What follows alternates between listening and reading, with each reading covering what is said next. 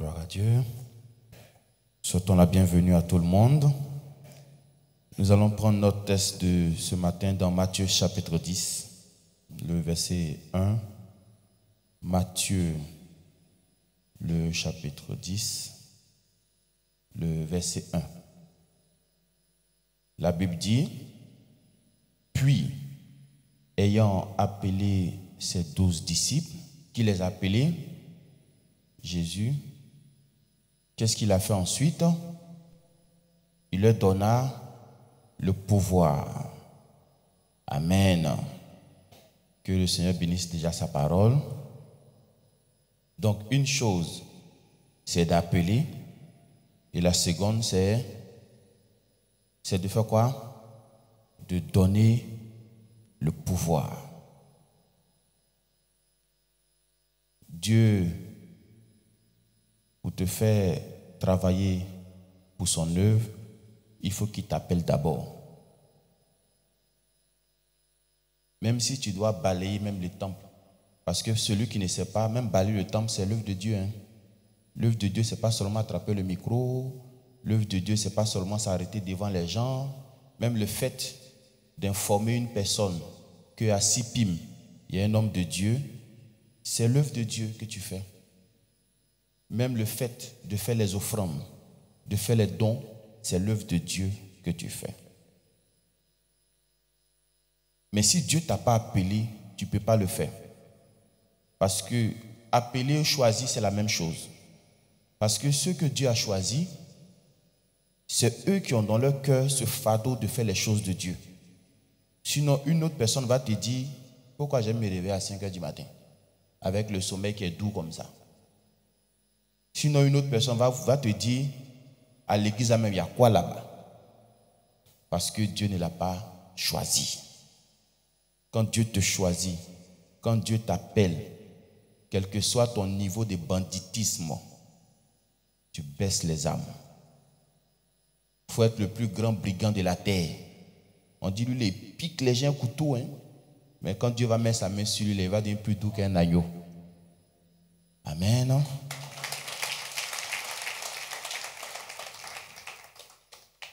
Même si à la maison, tu as ton enfant qui te fatigue, il faut dire Dieu ne peut pas faire, il faut le choisir seulement.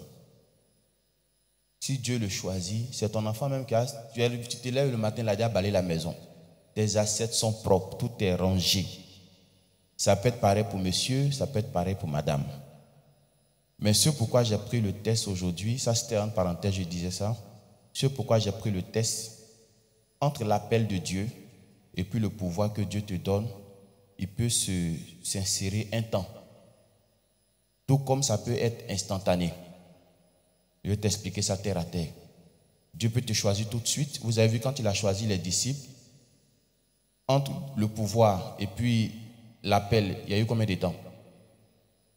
Moi, je n'ai pas vu de temps. Au même instant où il les a appelés, au même instant, il a donné pouvoir. Parce qu'ils doivent partir maintenant. Mais ça ne se fait pas comme ça pour tout le monde. Vous avez vu le cas de Jérémie. Dieu l'a choisi à quel moment? Dieu l'a choisi où? Dans le sein de sa mère. Est-ce que dans le sein de sa mère, Dieu a mis pouvoir là-bas? Dieu n'a pas mis pouvoir. Il faut que l'enfant sorte. Il faut que l'enfant ait l'âge que Dieu a prévu. Et c'est en ce moment-là. Parce que quand il te donne pouvoir, il faut faire en même temps. Si Dieu te donne pouvoir que tu ne travailles pas, ça va se retourner contre toi. Il a donné pouvoir à Jonas. Jonas voulait s'amuser, s'est retrouvé où? Dans le ventre d'une baleine. Parce que ce pouvoir-là, quand Dieu te donne, c'est pour une mission. Si tu n'agis pas par rapport à cette mission, ça se retourne contre toi-même. Donc je suis en train de te dire qu'entre l'appel de Dieu et puis le pouvoir, il peut s'écouler un temps. Et il y a plein comme ça qui sont en ville là-bas. Ils sont appelés, mais le pouvoir n'est pas encore arrivé. Mais comme ils sont appelés, ils peuvent te dire certaines choses et puis tu vas les suivre. Et puis au bout de 5 ans, 10 ans, tu vois qu'il n'y a pas d'amélioration. Tu t'interroges même souvent sur son sujet. Parce que quand Dieu t'appelle, quand il mène le pouvoir, tu as maintenant tout pouvoir sur tout esprit. S'il t'appelle, il ne faut pas me dire que non, tu t'en fais le de Dieu parce que tes oreilles chauffent, Dieu t'a appelé. Ma main chauffe, Dieu m'a appelé. Il m'a fait l'œuvre de Dieu. Il faut le pouvoir. Parce qu'une maladie qui vient devant toi et puis on te dit que cette maladie, l'hôpital n'a pas pu. Si toi, tu dois t'arrêter devant cette maladie, il faut le pouvoir. Le monsieur te dit qu'il a fait le tour des hommes de Dieu. S'il doit venir te voir là, pour que tu donnes solution, qu'est-ce qu'il faut? Il faut le pouvoir. Sinon, qu'est-ce qui va faire la différence entre toi et les autres qu'il a déjà vus? C'est le pouvoir qui fait toute la différence, frères et sœurs. Ce n'est pas le parler, ce n'est pas l'accoutrement, ce n'est pas la bâtisse, c'est le pouvoir qui fait le changement. Ils sont en ville, ils sont certes appelés. Mais est-ce qu'ils n'avaient pas dit aux disciples même de rester dans la chambre haute jusqu'à ce que la force vienne du ciel? Amen. Et ce pouvoir-là, lorsque Moïse l'a reçu, la Bible nous a parlé d'un bâton. Vous et moi, nous savons qu'un bâton ne peut rien faire.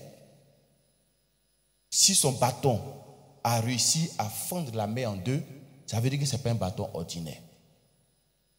Si son bâton a réussi à frapper le rocher puis de l'eau est sorti, ça veut dire que ce n'est pas un bâton ordinaire. Josué, Dieu ne lui a pas donné de bâton. Tout comme mon papa Florent, Dieu n'a pas donné de bâton. Mais Josué a mis son pied dans l'eau et puis l'eau là s'est fendue.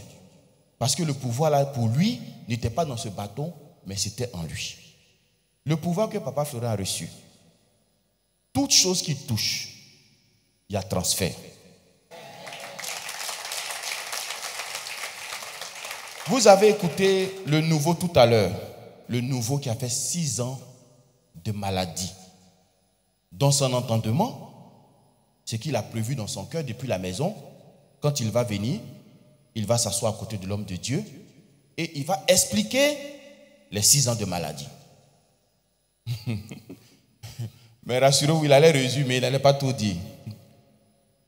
Mais le pouvoir est tel que tu expliques ou pas, si tu as un élément de papa Florian, le pouvoir est derrière toi.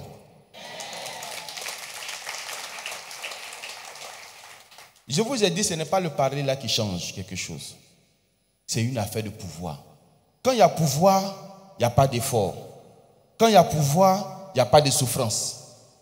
Pour que vous puissiez tuer Jésus, il fallait que Dieu quitte sur lui. C'est pour ça qu'il a dit, mon père, pourquoi m'as-tu abandonné? Sinon, tant que son père est là, ça ne peut pas. Parce que quand il y a le pouvoir, on ne peut rien faire. Est-ce que ça peut aller? Tout est une affaire de pouvoir. Ceux que vous voyez parler au dehors là-bas, demandez-leur, est-ce que vous avez reçu? Nous croyons à votre appel. Nous croyons en votre appel.